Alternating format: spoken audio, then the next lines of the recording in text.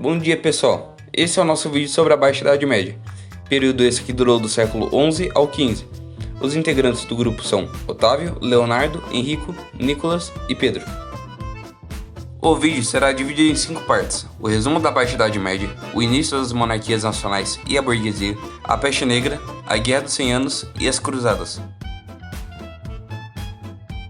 A Baixa Idade Média compreende o período entre o século XI e XV d.C., ainda que existam muitos historiadores que consideram seu começo no século XIII e seu término no século XVI a XVII, antecedendo o renascentismo europeu, o marco da transição da era medieval para a moderna.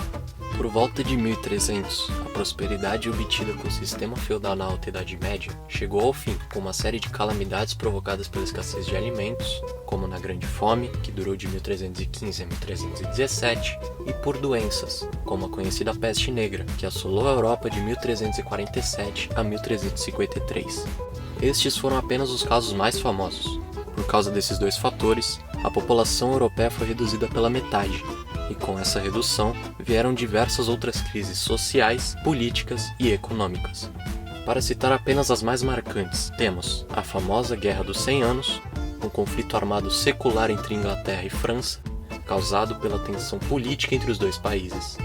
Temos a Grande Jacquerie, uma revolta camponesa no norte da França durante a Guerra dos 100 Anos, mais especificamente em 1358. Temos a Revolta dos Ciompi, outra revolta camponesa que ocorreu em Florença, na Itália, em 1378, e o Grande Levante, mais uma revolta camponesa, dessa vez na Inglaterra, em 1381. Felizmente, nem tudo desse período foi horrendo. Houve a Renascença Italiana, durante os séculos XIII e XVI. Há controvérsias, na qual foram feitos muitos avanços no campo da ciência, com Galileu Galilei e Evangelista Torricelli, além das magníficas produções no campo da arte, como Divina Comédia, de Dante Alighieri, O Príncipe, de Niccolò Machiavelli, ou simplesmente Nicolau Maquiavel, e uma tal de Mona Lisa de um tal de Leonardo da Vinci. Voltando a que interessa, ou seja, guerra, sangue e treta, a Renascença italiana foi impulsionada pela conquista de Constantinopla, capital do antigo Império Bizantino, pelo Império Otomano, a atual Turquia, em 1453. Com a invasão, diversos bizantinos saíram da região e foram se refugiar no outro canto da Europa, especialmente na Itália. Por serem descendentes dos gregos, foram responsáveis por traduzir muitas obras da Grécia Antiga para os italianos, caracterizando o Renascimento. Agora que Constantinopla, um grande centro de comércio, era do domínio dos otomanos, os países cristãos do oeste europeu se viram na busca de alternativas para a comercialização, visto que os turcos eram predominantemente islâmicos e não estavam muito afim de fazer negócio com os seguidores do cristianismo. A partir daí, surgiram as grandes navegações, que descobriram novas rotas de comércio.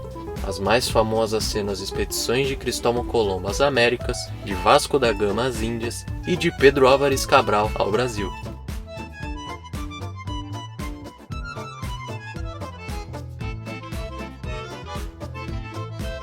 Com a mudança para o sistema capitalista, no qual o escambo foi substituído pela compra e venda usando a moeda, a nobreza se deu conta de que a quantidade de terras já não era mais um sinal de riqueza, e sim a quantidade de bens materiais que possuía.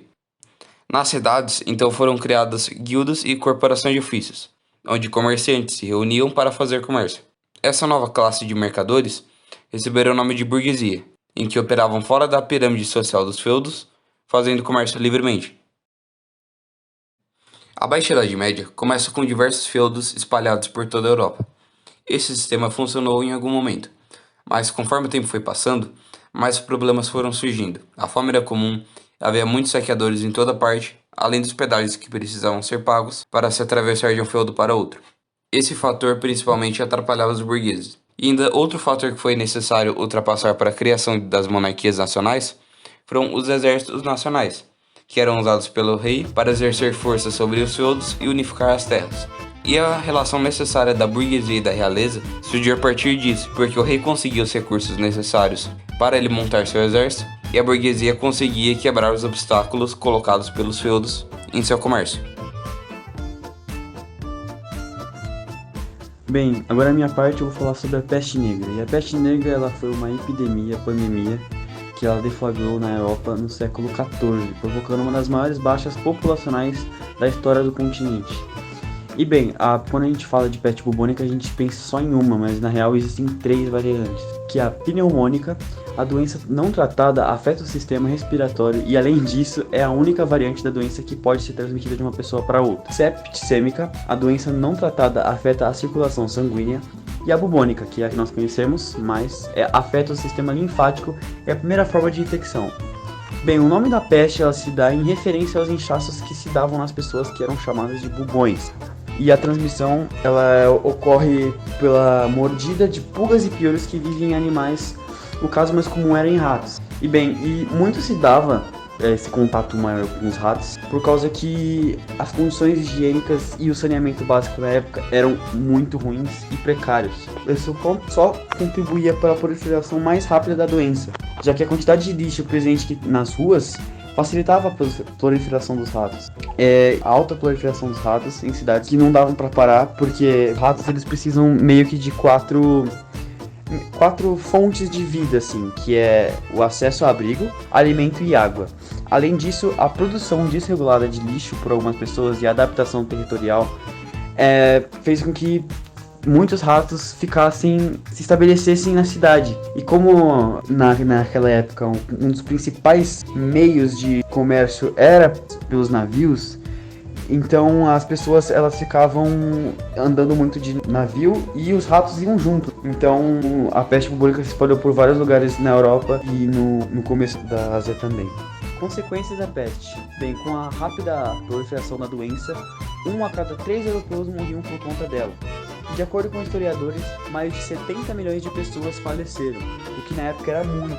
Isso significava que 1/3 de toda a população europeia na época havia morrido. E também a gente tem que contar que essa parte da Europa, Ásia, assim, era o mundo inteiro, porque não tinham se expandido para a América do Sul, América do Norte e América Latina. Com a dominação da doença, um impacto socioeconômico ocorreu, podendo atrapalhar a vida de todos os salariados. Os salários dos agricultores e artesãos comuns haviam dobrado e triplicado, e os nobres foram derrubados em um nível social.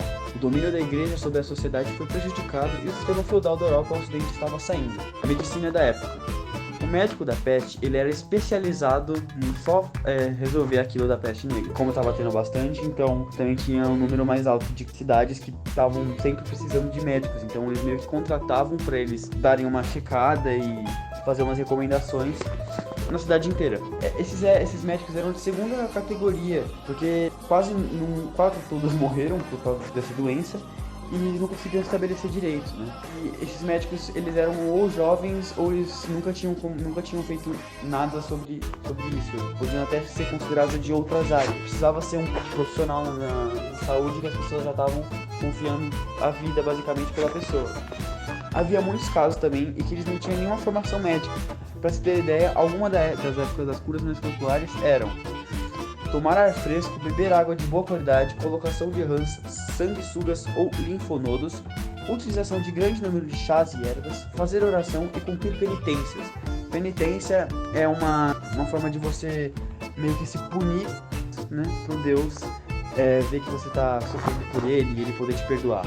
Na época, isso foi tomado como uma punição divina, essa coisa da peste negra, que às vezes os deuses tinham feito aquilo para punir o cidadão. Guerra de 100 Anos. A Guerra de 100 Anos foi uma guerra que ocorreu no final da Idade Média, entre a Grã-Bretanha e a França. Ela não teve de fato 100 anos, mas na verdade 116. O conflito se iniciou nas monarquias francesas e inglesas emaranhadas, o que levou os ingleses a ter uma rivalidade com os franceses, por causa de orgulho, terras e estratégias militares. A guerra se inicia de fato depois de uma crise que aconteceu graças à morte do rei francês Felipe IV, que levou ao rei da Inglaterra, Eduardo III, tentar anexar os dois reinos por causa de um parentesco com o monarca Felipe IV. O combate se inicia com a Inglaterra e a França, mas inclui outros dois reinos, como o de Flandres e de Portugal. O trono da França foi passado para Felipe VI. Em 1331, a França confiscou as terras do nobre Robert III, que fugiu para a Inglaterra. E quando os ingleses não quiseram entregar Robert aos franceses, O rei Eduardo não ficou muito feliz com isso, então enviou seu exército para Flandres e tentou reivindicar a coroa francesa novamente, iniciando a Guerra de 1337. O primeiro período da guerra, o período eduardiano, foi marcado pelas vitórias da Inglaterra, alguns exemplos sendo a Batalha de Crécy e a tomada do Canal da Mancha. A guerra teve uma pausa nesse período, por causa da peste, que estava acontecendo na época, e matou cerca de 30% da população, e a primeira fase acaba com a Inglaterra recuperando a região de Flandres. O segundo período, chamado Carolina, se inicia após 9 anos de paz, em 1369, quando a França se aproveitou de diversos conflitos internos ingleses e recuperou o território perdido anteriormente, fazendo esse período ser marcado pela vitória francesa, mas ambos os reinos tiveram vários conflitos internos e externos. Esse período terminou com o Tratado de Ellingham. O terceiro e último período, Lancaster, começou em 1415 com o rei Henrique V, invadindo e dominando o território da Normandia. A Inglaterra começava ganhando esse período, mas depois a França conseguiu virar e ganhou o conflito. Essa fase também foi marcada pela camponesa Joana de Arc, que foi muito importante no último conflito da guerra e canonizada pela Igreja Católica.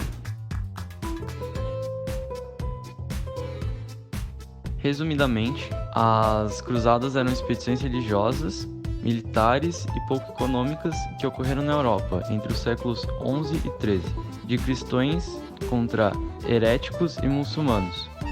Não foi apenas um movimento religioso, porém, mesmo assim, nas cruzadas houve principalmente o espírito religioso da cristandade europeia, sendo um importante fator para sua formação. Essa expedição pode ser explicada pelo fato de que na sociedade europeia da época, a fé era superior à razão. A cultura era manipulada pela igreja e os homens viviam presos à ideia de pecado, e que só seria possível a salvação da sua alma através de atos de fé e penitência.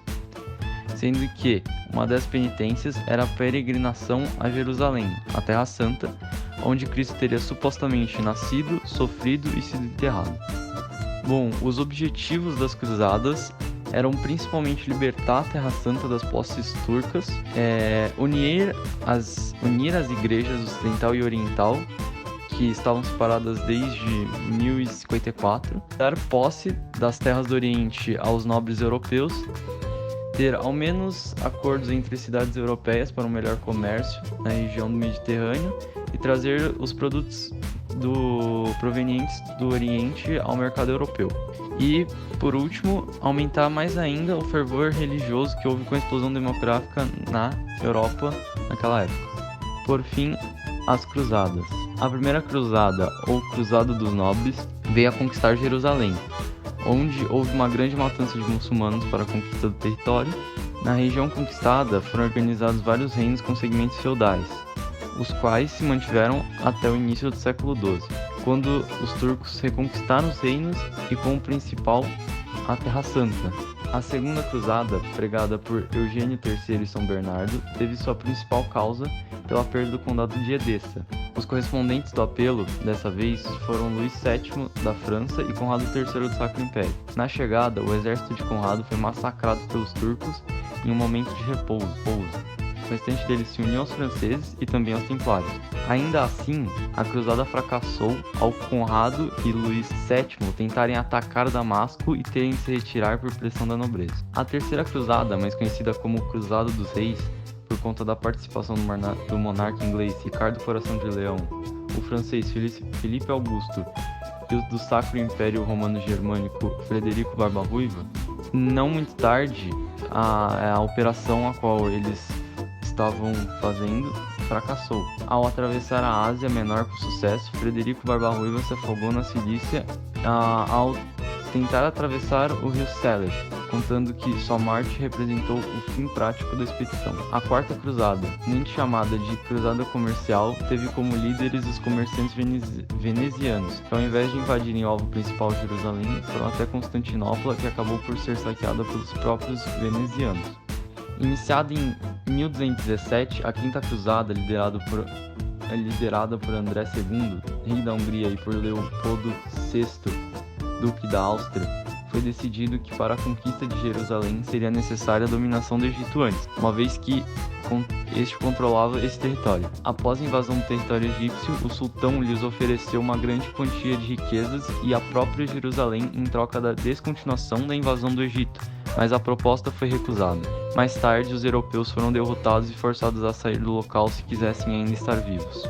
E a sexta, sétima, oitava e nona cruzada foram de 1228 a 1272, não foram relevantes e muito menos obtiveram bons resultados. As consequências das cruzadas. Dependendo do ponto de vista, as cruzadas tiveram um certo sucesso, sim. Por exemplo, tiveram uma função muito importante no desenvolvimento comercial, estabelecendo as relações da Europa com o norte da África e Ásia, reabrindo o Mediterrâneo ao comércio internacional e desenvolvendo o comércio ocidental. Entretanto, do ponto de vista religioso, o único e principal objetivo não foi cumprido. Ainda assim, muitos dos conhecimentos que se obtiveram dos muçulmanos e dos bizantinos na época se devem às cruzadas, por conta da grande exploração desses povos. Algumas dessas ideias trazidas por eles eram o cultivo de novos produtos agrícolas e novas técnicas de produção do vidro e do tapete. É isso aí, galera. Show! Dá like no canal e até o próximo vídeo.